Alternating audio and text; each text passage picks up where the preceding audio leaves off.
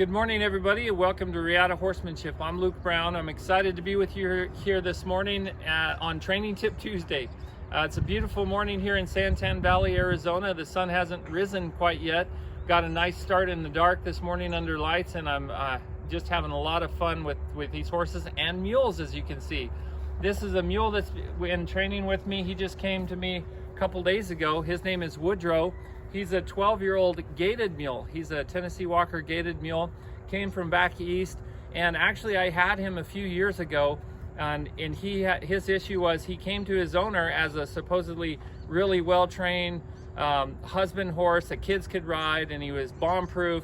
Well, she started riding him out on the trail, and he sees somebody out in the distance, spins around and runs off with her.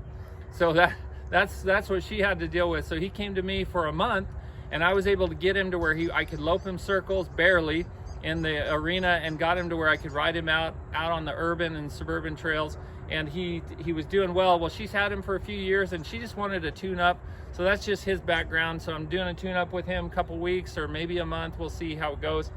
What I wanted to talk about for Training Tip Tuesday today is I've got a nice stiff brush right here, and I was grooming him this morning, and he didn't want to keep his feet still.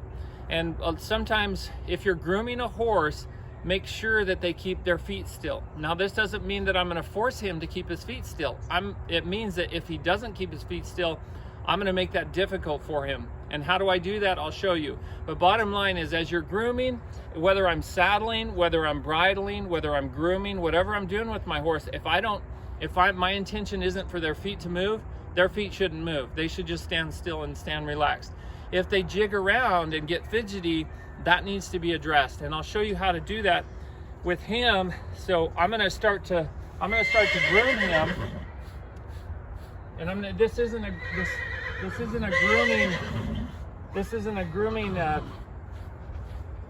video, but it's just what to do if he starts to move his feet.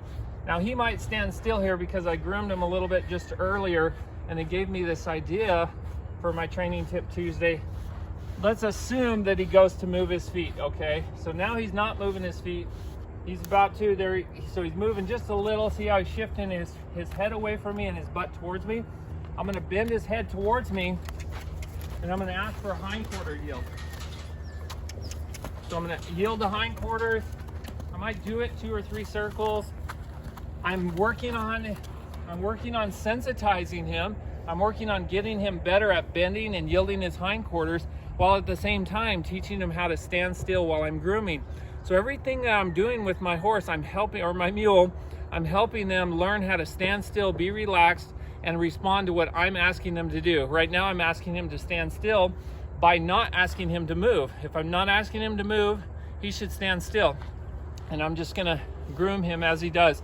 So that's one of the things that you can do. It's basically move their feet. If they're not standing still, make that difficult on them and actually ask them to move their feet. And if a horse really struggles with it, I might move their feet more. I might yield the hindquarters 10 circles. I might back them up for 50 yards.